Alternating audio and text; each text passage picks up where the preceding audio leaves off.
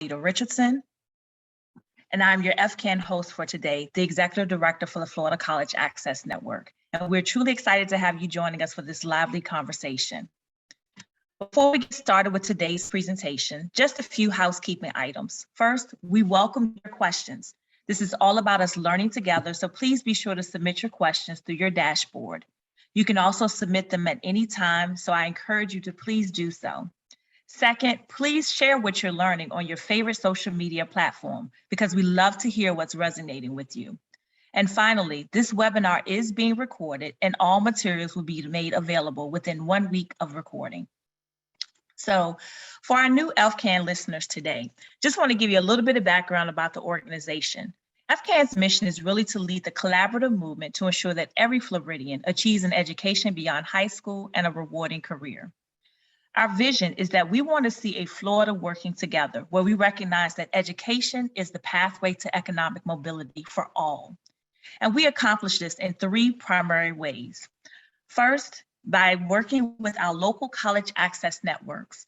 They are a cross-sector coalition of leaders that collaborate to remove barriers and provide more support for student success.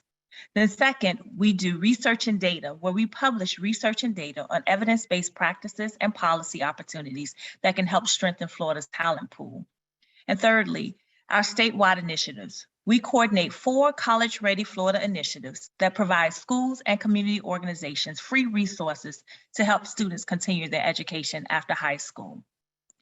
Now within FCAN, our work is actually guided by 7 conditions for success, which you can find out more about on our website. But today's webinar is really great examples of 3 primary conditions: opportunity for everyone, affordability, and community collaboration. Before we get started, we just want to take a moment to launch a poll because we want to figure out who's here from each sector. So if you can please answer those questions on the poll.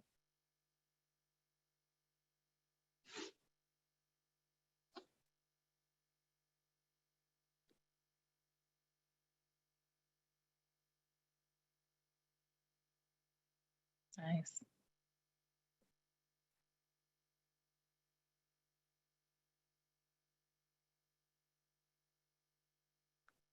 Awesome. It looks like we have a very wide variety, but mostly 39% at the college and university and 31% from our nonprofit sector.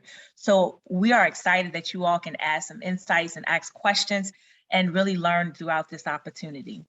Our second poll is really designed to talk about and understand what are some of the challenges. And so we're going to launch the second poll question.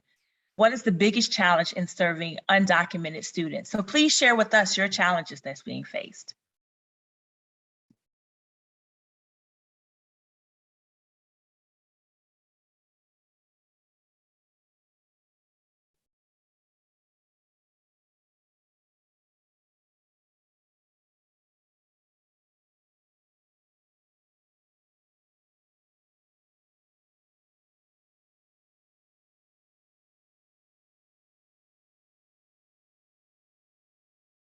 All right, it looks like, and no surprise, money is becoming a big challenge as well as identifying the students who need support and then misinformation.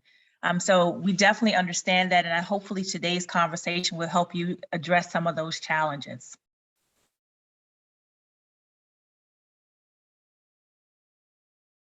So we're gonna move right along to introducing our first speaker for today. Dr. Brett Kemper brings faculty and administrative experience from a number of institutions of higher education, serving as tenured faculty member, a faculty senator, a department chair, a dean, assistant provost, and vice president. His research interests lie in the investigation of the effects of auditory and visual stimuli on cognitive resource allocation in normal and neurologically challenged. More recently, his research interests have expanded to include investigations of student persistence in higher education. He has published and presented over 100 papers in top-tier journals, conventions, and course consortiums all over the world. He has a strong record of successful grant writing and contributions from the community, culminating in the millions thus far. He holds a bachelor's degree from the University of South Florida and a master's degree and a PhD from the University of Florida.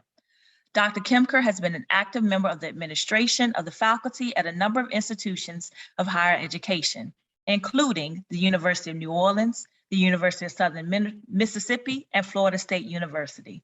At this time, I'm going to stop sharing my screen and turn it over to Dr. Kemker.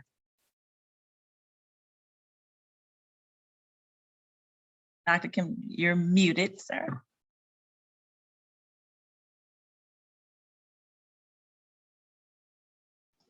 How about now? Can everybody hear me? We can hear you now, yes. Excellent. Thank you so much for the opportunity to talk about undocumented students for a bit and celebrating them as we do at the University of South Florida. And some of, I will bring up and mention some of the challenges and some of the successes that we've had. You know, first and foremost, it is extremely important that you have a very receptive community for an undocumented student to come into your college campus.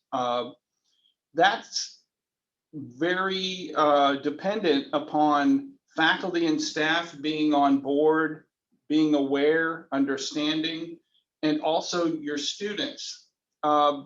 We have an exceptional campus here at the University of South Florida, Sarasota, Manatee, and as well as the other two campuses, one being in St. Petersburg and the other in Tampa. Here at Sarasota Manatee campus, we had our student government back in 2019. They presented the administration with a resolution in support of the undocumented student. And I'm going to read to you a little excerpt from there just to give you an idea of what that resolution was. Therefore, be it resolved that as official student representatives, we understand the value of fair representation, inclusion, and a sense of security. The Student Government Association will continue to serve every student, and every's capitalized, no matter their race, ethnicity, sexual orientation, national origin, and legal status. No student should ever have to worry about their security as they strive towards gaining an education and degree here at USF-SM. That's just a brief summary of a several page document that formed this resolution that was voluntarily done. It was their idea for the students to do that. That speaks volumes to the community and how receptive they are to these students, these undocumented students. Additionally, our faculty and staff have opportunity on all three campuses to take part in a training that we call Undocu-Ally training. And this training was created to educate the USF community on history, relevant legislation, current realities of the undocumented community. This training strives to cultivate a more supportive environment for undocumented students in higher education and the University of South Florida as a whole. Once training is completed, participants will serve as knowledgeable campus resources for undocumented students seeking support. So we have the faculty and staff training and support on that end as well. What's extremely important, and I really want to emphasize this, is the importance of our institution to have a nonprofit involved like Unidos Now. And it is extremely important, and it's a bit, I think it's unreasonable for us to assume that we could have the knowledge base of being in the trenches of those undocumented students in our community. And I think Unidos Now, under the direction of Luz Coursera, does a fabulous job. And I'd like for her to invite her to speak just for a few minutes about our relationship and the value of that. Luz? Thank you so much, Dr. Kemker. Unidos Now and USF, Sarasota, Manatee, and Tampa have a long-standing relationship. And we are really grateful that it's one of the local colleges that has taken interest in understanding the unique situation of undocumented students. We have been able not only to use the facilities of USF to provide the workshops and education and information to all our students, but also to ensure that the faculty and the officers really have an interest in learning what are the ways to support undocumented students. When USF was working through the unification process, we were invited by the committee to give a presentation, and one of our students was able to share her story, but also give important tips about engaging the community and supporting parents when they have undocumented students. Their situation is very different because they are not only limited by the financial resources, but many universities and colleges do not understand. They don't know how to deal with them. So I am grateful that USF has taken the lead in establishing this type of support, but also getting to know the students, getting to know their stories, and most importantly, opening their doors because they know that these students add so much value to the college.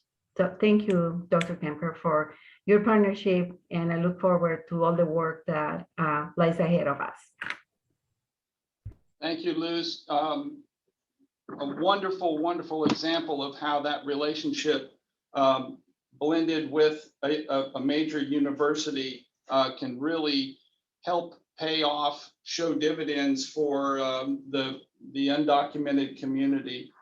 I want to move now to talk about funding, scholarships, because I know that's on the minds of many. And we, and when we first initially started with attempting to fund undocumented students, and our experience here has been that you would pull up those scholarships that have some form of need criteria. And what we discovered very quickly, and I'm sure that others on the call have as well, if it is a need-based scholarship, it automatically directs the student has to fill out a FAFSA. And as we all know, that excludes any undocumented student with regards to being eligible because they simply cannot fill out the FAFSA. So what we did was we proactively revisited with the original donors of some of those scholarships who were very interested in need-based students and explained to them the issues that we had. And we have managed to remove that need criteria from a number of our scholarships so that they would be readily available for our undocumented students. Just for the record, I'd like to let you know that the Sarasota Manatee campus currently we have around 2,400 students located at our campus. As you know, one USF, all three campuses combined, USF has close to 50,000 students. The Sarasota Manatee campus, the smallest campus, we have around 2,400 students that go here. Of those students, we have 11 active undocumented students, and 7 of which are enrolled in this semester. USF in total, all three campuses, we have 115 active students, with 81 of those students being enrolled currently in the Tampa, St. Pete campus and the Sarasota Manatee campus. That's 81 that are enrolled in this semester. So we have found ways to provide these scholarships. We've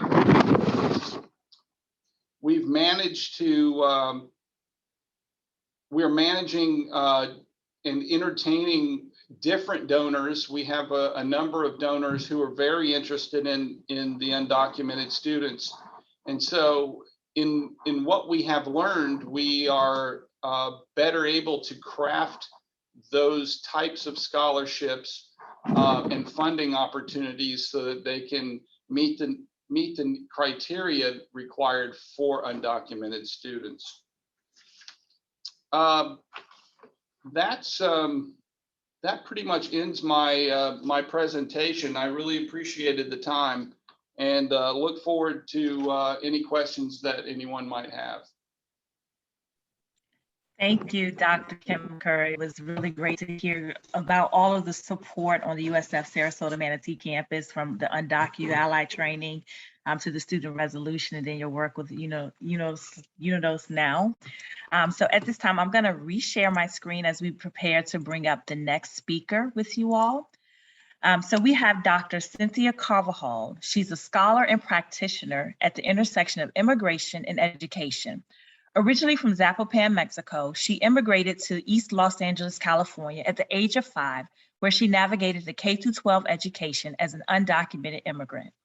Her personal and professional goals are grounded in her experience as a formerly undocumented immigrant, student, and community member for the 12 years of her life. She previously served as an inaugural director for 2 immigration-focused spaces, John Jay's Immigrant Student Success Center and the Cuny Initiative on Immigration and Education. She currently serves as a board member for the New York State Youth Leadership Council. Her scholarly work explores educators' roles while working alongside immigrant students to resist the dehumanizing effects of restrictive immigration policies in schools. Her work spans across California, New York, and Arizona, providing a comparative understanding of on the impact of policy and practice in politically varying states. Dr. Carvajal earned her bachelor's degree at UCLA, her master's degree at Teachers College, Columbia University, and her doctorate at the University of Arizona. It is my pleasure to now welcome Dr. Carvajal to share more information in her slides. Thank you, Charlietta. I'm going to go ahead and share screen here so folks can take a look at my presentation. As was mentioned, I primarily serve in the role of Director of Immigrant Student Success at the City University of New York. And so I'll talk a little bit about what we've been doing at Cuny, how some of those practices have manifested into support systems and welcoming undocumented and immigrant students into our campuses, and then how that might look like for folks who are attending this webinar. And so to kind of get us started on this, the City University of New York is the largest urban university system in the country. We are made up of 25 campuses, both they span across community colleges, senior colleges, and graduate colleges. And within our student population, although we don't keep track of citizenship status for our students and our applicants, we were able to develop kind of a proxy group to estimate how many undocumented students are on our campus. And it's anywhere around 4,000 to 8,000 students. As you all know, in kind of the work that you're probably doing, it's a very hard number to provide a clear estimate for, as we want to make sure to prioritize confidentiality for our students. And so, here we go. And so CUNY efforts to financially support undocumented students. I know that's a huge concern that folks are bringing up in both the registration form and even here as one of the concerns for students. And so like Dr. Kemker, I want to highlight some ways in which CUNY has been able to financially support undocumented students and maybe provide some inspiration or some ideas for you all to implement that as well. It really does start, and before I kind of get into this point, it really does start with our Chancellor, Chancellor Felix Matos Rodriguez, and his focus on making sure that undocumented students are welcomed in all capacities within Cuny. And so what was kind of an initiative that happened through his office and through his directive was the CARES Act funds that came through the government. Initially, as you know, were not available to undocumented students. There was a specific note that they wouldn't be able to receive them. In the meantime, in the interim, CUNY colleges held 5% of those CARES Act funds for future discretionary awards for undocumented students. And so when the Biden administration came in and changed that policy, then there was funding available for undocumented students that would have been lost otherwise. So that was kind of an initiative taken by the Chancellor's office. Additionally, there was also a Chancellor's Emergency Relief Fund, which included undocumented students. About 2.5 million of the emergency relief funds went directly to undocumented students and immigrant students. About 3,400 students received those funds.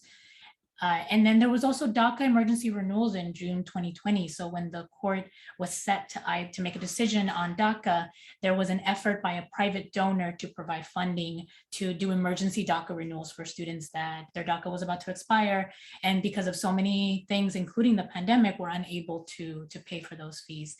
And so we were able to cover 50 students in that process. And so you'll see kind of having administrative buy-in, having folks in the Chancellery office understanding the ways in which undocumented students need to be financially supported has made a huge difference for our student population, especially during the pandemic. And of course, this kind of feels like a larger, really needs the Chancellor's office involved, but I will be talking about smaller initiatives, more accessible initiatives that folks can take on in these spaces. And so I'll move on to the next slide. And so just as we talked about kind of these funding opportunities, also highlighting the way in which CUNY makes efforts to create an inclusive community for undocumented students, aside from financially supporting them, right? So it's similarly in the Chancellor's office asked that there be 2 immigrant liaisons identified at each campus. So of the 25 campuses, there are 2 folks that are meant to be informed and points of contact for immigrant and undocumented students. There's a dedicated website with resources, information, additional support specifically for undocumented students. So we often ask our students to figure out this information on their own, connect with nonprofits and different spaces to find this information, but having a page on a website that just focuses on this experience and helps highlight it has been instrumental for students to both know that this campus is informed about their experience and is interested in receiving more information about it and interested in receiving students in this experience. Collaborations with CUNY Citizenship Now for legal services. So we have CUNY Citizenship Now that provides free legal services for our immigrant and undocumented students. And that collaboration has been instrumental in allowing our students to connect with a lawyer. Oftentimes our students are not fully aware of what their immigration status means, or that they may have a pathway to citizenship. I will highlight that for the most part, undocumented students don't currently have a pathway to citizenship. There are some extenuating circumstances that may qualify them, but I do want to highlight that the case is that unless a pathway to citizenship is passed, unless amnesty happens, there is no current pathway for our undocumented students. And immigrant student success centers at 2 CUNY campuses. So this is where I served as the inaugural manager for one of these centers. And just to highlight some of the work that they do, you'll see here, there we go. You'll see here that the creation of a center at a campus is an important space in which students are able to both find a physical, safe community space to connect with and receive an immediate sense of support from an expert, from an informed individual. So this, one of the 2 campuses, John Jay College of Criminal Justice, has a center, the first one in the CUNY system, the first one in New York, as a matter of fact, that provides these kind of different opportunities and resources for students. So UndocuChat, where folks are able to talk about how they're experiencing different aspects of their immigration status. And this one, it particularly talked about drugs. Final survival kits, so really kind of connecting with the student experience beyond immigration status, and COVID emergency relief fund, so highlighting what are some resources available for undocumented students. Another one of our campuses, Brooklyn College, recently opened their own Immigrant Student Success Center. And so they also similarly, these are all taken from Instagram, highlight what scholarships and fellowships are available to our undocumented students, having a space for students to connect and build community through food and through holiday celebration, and having a specific organization, Mixteca, come in and provide some information on scholarships that are available for undocumented students. And so the centers themselves exist in different ways across the United States. California, each campus is required to have an immigrant or an undocumented student center. I know New York, the Cunys are the only ones that have it at this stage. There are some in other states, in New Jersey, across different campuses. But if your space doesn't have one, maybe this is an opportunity to ask how there can be resources allocated to one. Often it is a space in which students are able to receive immediate support and resources. And so additionally, my role was also an initiative of the Chancellor's office and BC Maybank's office to create a centralized sense of support for undocumented students and the work that's being done across the 25 campuses in Cuny. And so this centralized role served as, I serve as a content expert across all the campuses. I provide resources that folks may need. So this could be anything from all students can apply to CUNY regardless of immigration status. As folks mentioned, there's still a lot of misinformation, and students and individuals will be told that they can't apply to college if they're undocumented. So often it means creating a resource to communicate that in an effective and centralized way. So as I was mentioning, a guide for college applicants, presentation information. So the admissions office may go and present at a campus and at a school and talk about how undocumented students are being supported. I would be able to provide that kind of information. Guidance on policy and practice. So there are several policies in place that may be implicating our students that we're not aware of. Funding being one of them. So who gets access to what kind of funding? My role in this sense is to also provide guidance on that information, how folks can best put it into practice. So access to private dollars, as I was mentioning, state licensing and certification. So even beyond school, what licenses and certifications are available for undocumented students. And if they're receiving a major that would lead to a specific career that doesn't give them access to that license, what does it mean to inform students in that capacity? Building capacity. So our campuses have been doing this work very informally, and I'm sure you all connect with this in some ways where you're doing this work informally. Maybe you're the only person on your campus, maybe you're a handful of people on your campus and in your space that's doing this kind of work. So my role then is to provide trainings similar to what Dr. Kemker talked about, the Undocu Ally trainings, to better train and build confidence in our CUNY staff on providing these kinds of resources, because it shouldn't just be one person providing the support. It should be a network of individuals who are informed on this topic and can provide information, or at least connect our undocumented students to a reliable resource. So as I was mentioning, professional development for 46 liaisons, Undocu Ally trainings, and partnerships with stakeholders. So it was highlighted that partnerships with nonprofits are so essential, and they really are, because they are often a trustworthy form of connection to immigrant and undocumented students.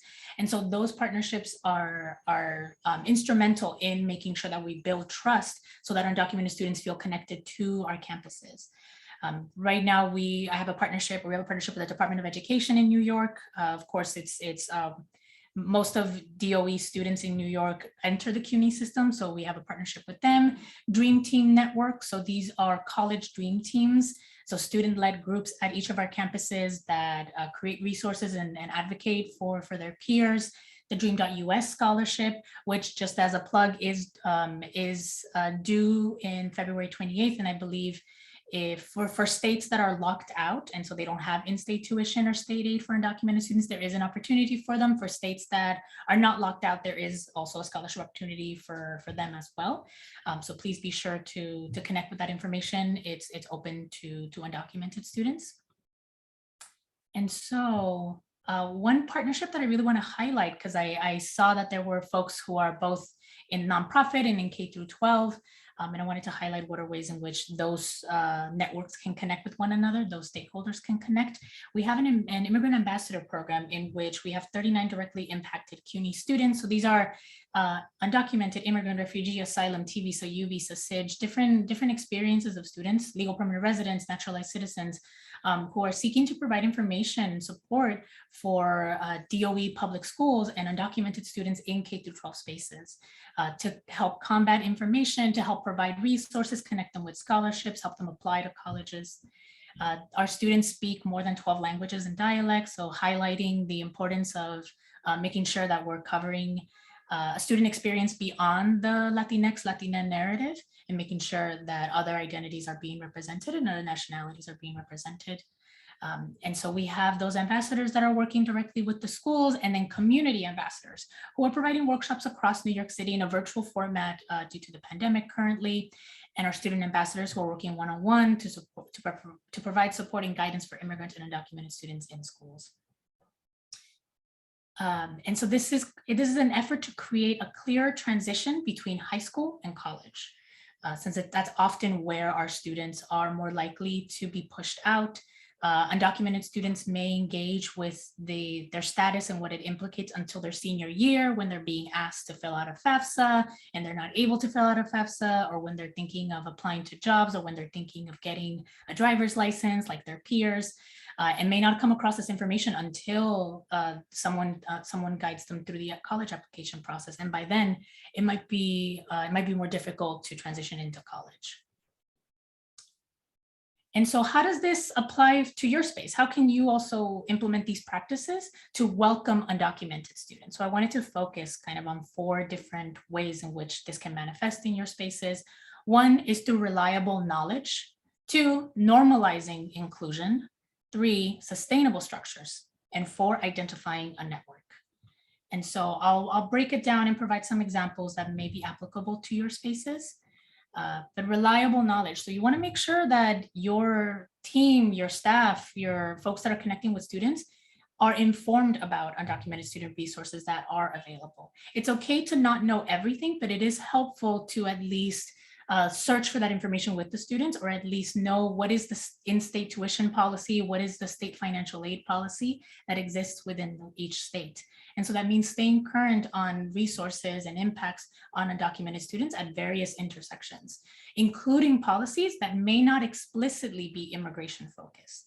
And so the Real ID Act is going to prevent undocumented and DACA folks from traveling domestically in the United States. Licensing and certification, what do our students have access to when they graduate and attempt to get a job? And healthcare, what states do and don't provide healthcare access to undocumented student populations. So knowing some of this information, in addition to in-state tuition, state aid, will communicate to students that you're informed, or at least seeking to be informed on their experience. The last thing I'll say about this is that often our students have to educate us on their experiences as they're learning about it themselves. So we want to make sure that we're bridging that gap and learning with them, or helping to provide them with the information that they've been seeking. Secondly, normalizing inclusion. Why I highlight this is because everyone, regardless of immigration status, should know about resources for undocumented students. I know some folks highlighted that the biggest issue is identifying undocumented students and providing them with resources. And I think absolutely if students share their status, you're able to better provide them with information. But in the meantime, if there isn't a sense of trust, if students aren't sure or it's not safe to share their status, everyone should have this information, not just undocumented students. Our undocumented students exist in communities with US citizens.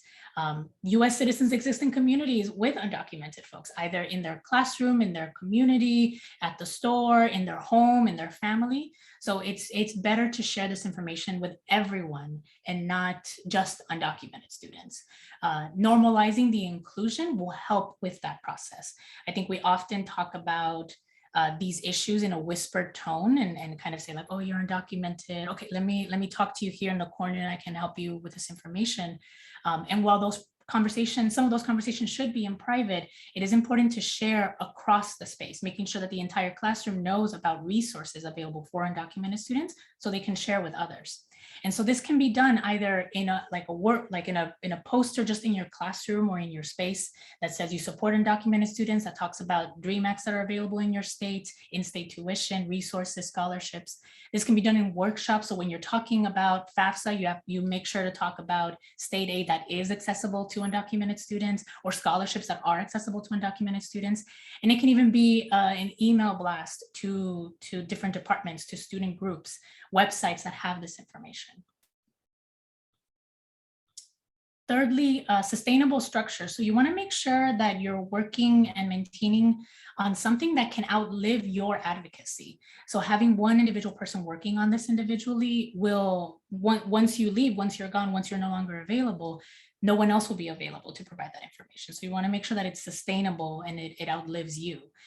This can be yearly events. So some schools have like a week of like an immigration week, or a support undocumented students month, or the highlighting immigrant narratives and experiences for specific days of the week. Those are ways in which this can outlive you. Access to resources. So private donors and maintaining relationships with private donors to make sure that they're able to provide scholarships for students, not just for 1 year, but for future years, can be instrumental. And memos to reiterate policy. So Dr. Kemper talked about kind of memos that both highlight the support of the campus, of the individuals that want to advocate for undocumented students and welcome undocumented students. But often that also means reiterating that, because there's a lot of transition in and out of different workspaces that could limit who has access to that information. So if you're, for example, Cuny has a policy, a memo in place that private money is accessible to undocumented students, highlighting that it's only tax levy funds that are not accessible to undocumented students. Sometimes it means reminding folks that those memos exist so that they can create fellowships and scholarship opportunities that are available for undocumented students. And lastly, identifying a network. So I know I threw a lot of information at you, different kinds of resources, experiences, like pending to-do tasks that you can implement at your schools, but you should also not be doing this work alone. So you're not alone in this. This requires folks at all levels and intersections of this work. So you want to make sure that you're connecting with others in the support system. And I'm sure there are others who are doing this work informally that would love to connect as well. So you want to make sure you have folks who are student facing, community organization, higher admin that can help develop buy-in in the space. And those I think can manifest in different ways depending on the institution that you're a part of. But yes, those are just kind of ways that I wanted to highlight how this can replicate in your own spaces. So if I'm putting my email here in case folks wanted to connect with me and ask any questions, but that's the end of my presentation. Thank you so much, folks, for listening in on it. I think. Thank you so much, Dr. Carvajal, for that. And I think, you know, the main part that you really reiterated, all of that was really great information. But your lasting point was, don't do this work alone. And in fact, someone even made that comment in our Q&A about how can we do this across the state. So that was really great information to share with us. I'm going to bring up our next speaker and just wanted to highlight, we have a student who will be sharing his story with us. Joseph Mendoza Martinez is a student at Rutgers University in Camden studying health administration. So we are definitely excited to have Joseph join us today. Joseph, I am gonna ask that you come on camera and ask that you open up and share a little bit more about your background, your experiences, and how that's been able to help as you navigated this college systems. Of course. Thank you so much, Charlita, for having me. And thank you to all the amazing panelists presenting here today. Hello, and my name is Joseph Mendoza Martinez, and I really appreciate everyone who's attending this webinar to learn more about the barriers that undocumented students face, and also to take initiative to support and empower our undocumented students. I am originally from Honduras and came to the US at 6 years old without knowing a single word of English. And reflecting on my academic journey, there have been so many pivotal moments that have shaped who I am and where I am today. Throughout my education, I didn't see myself as different from other students. And it wasn't until the time came to apply for colleges my senior year I was really excited, but I was also very confused about the whole process. And unfortunately, my counselor did not know how to work with my undocumented status. And as a first generation student, I really lacked that guidance. I began to receive college acceptance letters, but as I kept reading, I realized that none of them provided any type of financial aid. And it was at this point that I began to realize the effects of being undocumented and the impacts on my future. For this reason, like many undocumented students, I enrolled in community college. But after a couple of weeks, I received a friendly reminder that from the school that my balance of $3,000 was due for the semester. I was from a low-income household and I could not put that additional burden on my parents. I began to work 3 jobs to pay for my tuition, and I had to go from class to work, get out late, and then wake up for a class the next day. It was a really rough time in my journey, and I was left with no money. I remember seeing a flyer about a food pantry once on campus, and I decided to check it out. And this is where I ended up going for most of my meals throughout this time. I just want to highlight the importance for colleges to really market these resources, especially to undocumented students. For example, student wellness centers, health services, clothing drives, food pantries, emergency funds. A lot of undocumented students don't know of these resources on campus and often don't think that they're eligible for them. I personally didn't even realize that when you pay your student fees, it gives you access to these services. And so after realizing that I had to pay for classes out of pocket, I decided to take part-time classes and continuing to work. During a desperate point in my journey, I remember finding an email for an international student advisor, and I will never forget the words that she told me. She said, "I understand your situation and I will help you." That was the first time I encountered someone who understood and was willing to work with my status. Around that same time, New Jersey passed the landmark Community College Opportunity Grant legislation that expanded access to state funds for students. And most importantly, it did not have a citizenship requirement. The advisor helped me to apply for the grant. And when I went to the financial aid office, they told me, "Dear Joseph, your balance is 0 for the semester." I remember leaving the financial aid office with tears in my eyes because I just felt a huge weight lift off my shoulders. I managed to complete my associate's degree and decided to enroll locally at Rutgers University Camden. And they have been really supportive, primarily by making it affordable through institutional aid. I really want to emphasize the importance of making institutional aid accessible to undocumented students. Since it's institutional, it's not tied to federal funding. And the process for me really consists of filling out a paper FAFSA application. And once you have that, you can calculate the expected family contribution, which is the EFC number. And that allows our schools to calculate your need-based aid. At Rutgers Camden, we also have a student-run Immigrant Justice Club that has been incredible to ensure undocumented students are supported. When undocumented students were initially left out of the emergency pandemic aid, the students fundraised to create an emergency fund to financially support undocumented and international students. They also ensured that the university revised their website and created a page with resources specifically guided for undocumented students, including financial aid resources, legal aid, wellness center, food pantry, and people we can contact when we need help. And I really love that the homepage says, "You belong here," because language is so important for undocumented students to feel welcome. Recently, I was actually applying to a graduate program, and their website said that only permanent residents and US citizens were eligible. But after reaching out to people, it turned out that they do accept undocumented students. So we just have to remember that a lot of undocumented students, like myself, are very used to hearing no from a young age. And sometimes we come from a culture where you respect authority and you don't question it. No is no. So I really encourage colleges to evaluate their websites and strip away any language that is not equitable and that could potentially even be racist towards undocumented students. I also want to say that I'm very fortunate to be part of programs like Pre-Health Dreamers, an amazing organization that advocates and builds a community for undocumented students. And they have been a tremendous support system, teaching us empowerment and self-advocacy, but most importantly, connecting us with mentors from similar backgrounds. I am one of the 0.02% of undocumented students about to pursue graduate school. And to be completely real, I'm still trying to figure out how to navigate these spaces and the financial aspect of it. But it's organizations like these that can show undocumented students that it is possible and they can have a significant positive impact in our lives. And just remember, when you're working with undocumented students, that you have to be able to try and open up options. You have to think outside the box and actually just take the box away altogether because our journeys aren't linear. And I just want to say to everyone who is attending this call that you all have the power to make a difference in the lives and journeys of undocumented students, just like the blessings of professors and people who have supported mine. So thank you for attending, listening to my story, and continuing to find ways to empower and advocate for our undocumented student communities. Thank you.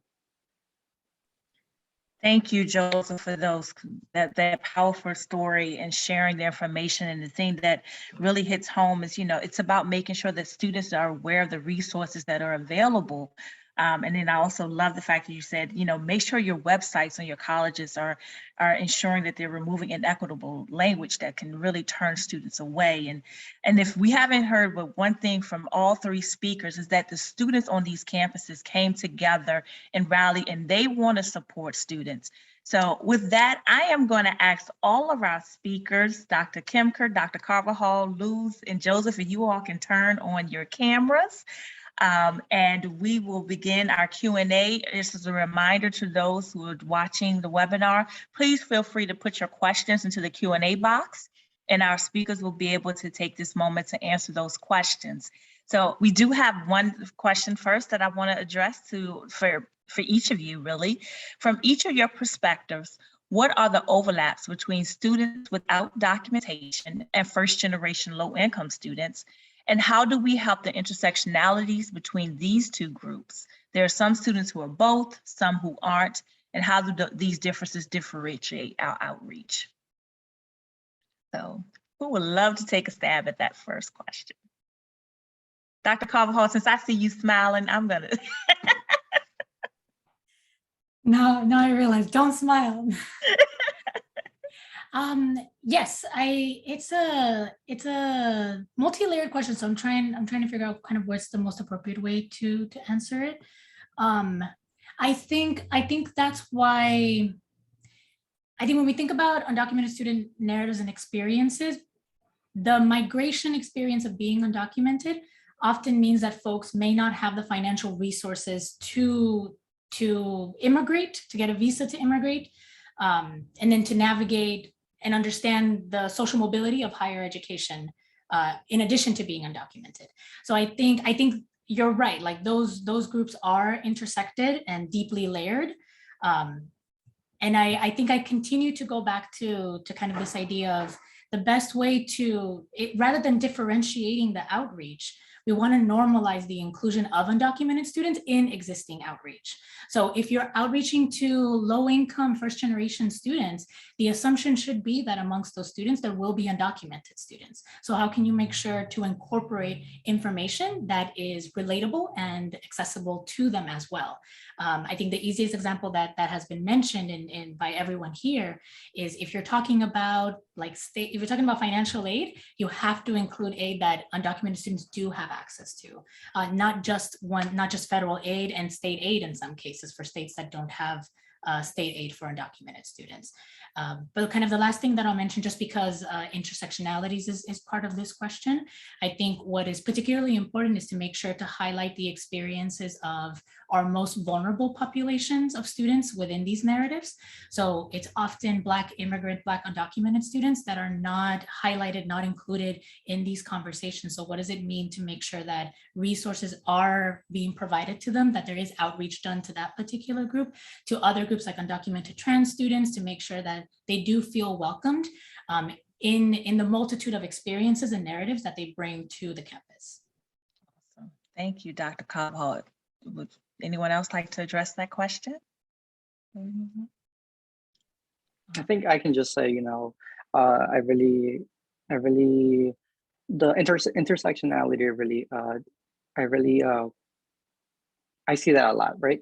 I'm an immigrant, I'm undocumented, I'm also a first generation college student. I'm also from a low income background. And I really want to echo what Dr. Carvajal said, that there needs to be a bridge and partnerships between what's already existing on campus and to include undocumented students as well. You have to really, and also reinforce all the resources on campus, really provide, let students know what's out there. Is there also another student program for first gen students? And really just working together collaboratively to support students all together. Awesome. Thank you, Joseph. Appreciate that. All right, Dr. Kemker, I'm going to throw this question to you initially, and then anyone else wants to jump in, but primarily because you mentioned Undocu Ally. So the question is, if our institution has an Undocu Ally initiative running from the academic affairs side of higher ed, what would you say are the most important things that we should focus on? Is it scholarships, personalized advising, et cetera? Oh, I mean, that's a great question. You know, I think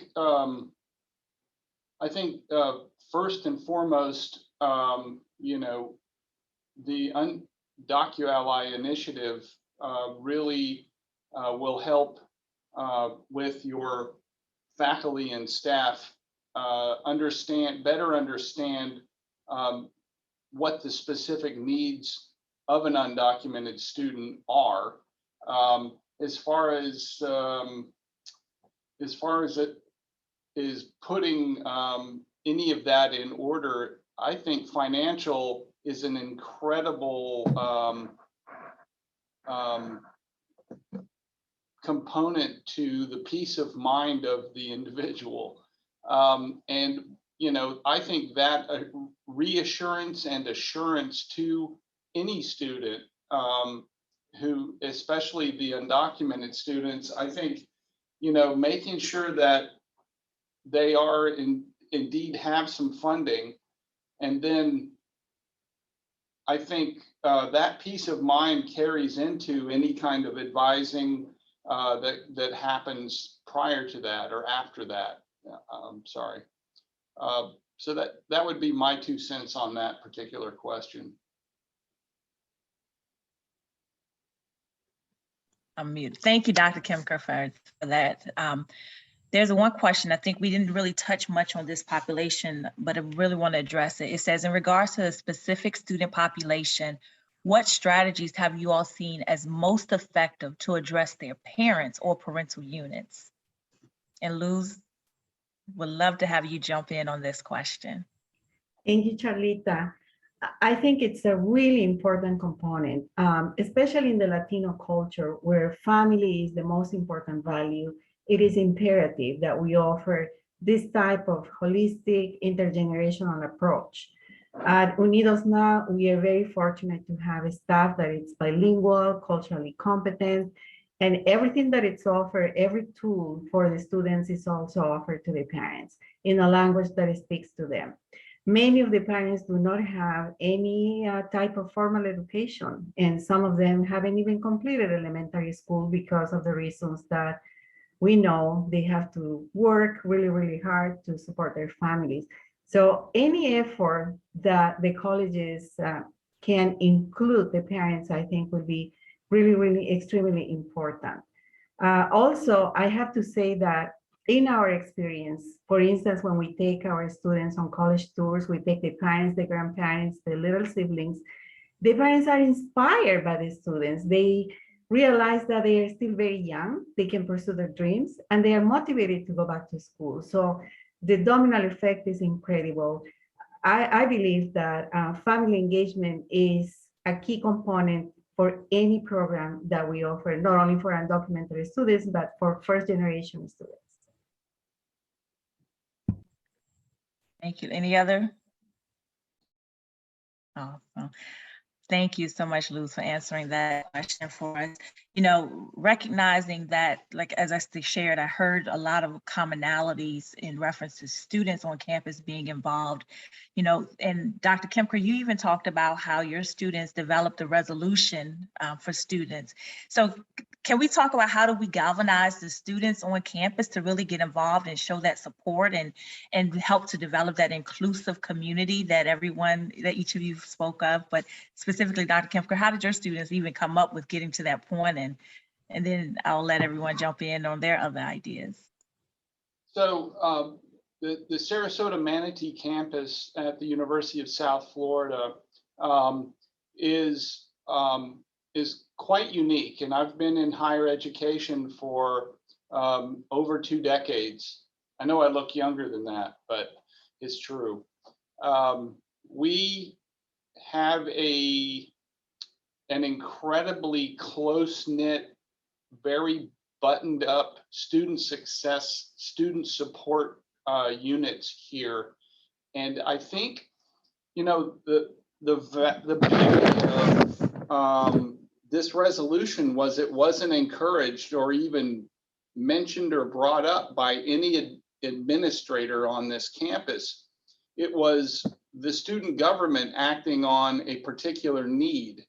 And I think it starts with all students and treating all students with respect, giving them a space, which is our campus, giving them a space to expand their conversations to include undocumented students, right? And to include specific groups of students, people that they see within our community proper, which, you know, the Sarasota Manatee campus is embedded in a community that has an incredibly rich opportunity in not only migrant workers, but these undocumented students in the high schools in Sarasota County and Manatee County in particular. So I think creating that safe space for all students and opportunities for them to come together and have these conversations, I think is a critical first step. Again, I say this resolution that was drafted and submitted was the idea of the students, which makes it that much more powerful. Thank you. Dr. Carvajal, did you want to share anything in reference? I know you talked about your college dream team network and all of. Yes, no, I think that's an excellent question, because I think student involvement and input, as folks know, is instrumental to this work. I want to highlight that making sure that these spaces are student-centered but not student-labored, right? And making sure that like student voices need to be included. It's their experiences, and they're the ones that know best about how to navigate and what they need. But making sure that we're not then placing in all this labor for them to do that is missing from the campuses.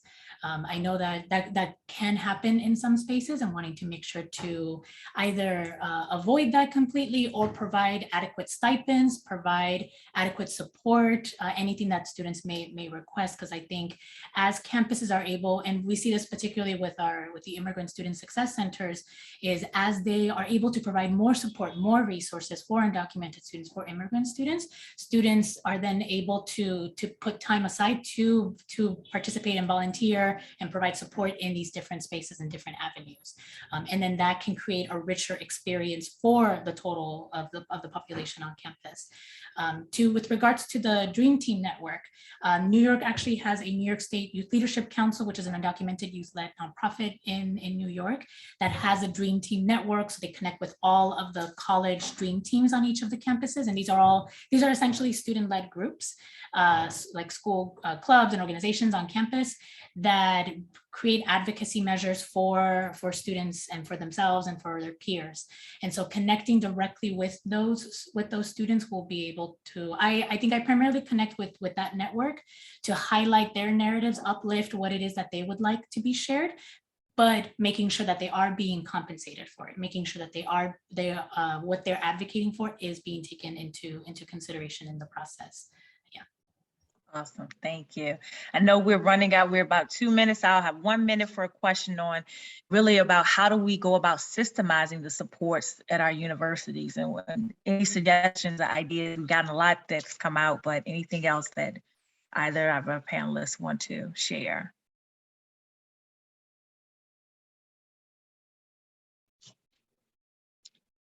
All right. I can share. I was giving a moment to see if anybody else wanted to share. But, yeah, I think systematizing it is so important. I think that's the difference between the informal work that's happening and things that are sustainable and stay throughout for years. I think that's where admin buy-in is particularly important. having a chancellor at Cuny that understands this experience, wants to support students in this narrative has changed the way in which the campus engages with this population, has changed how funding is prioritized and provided for this population.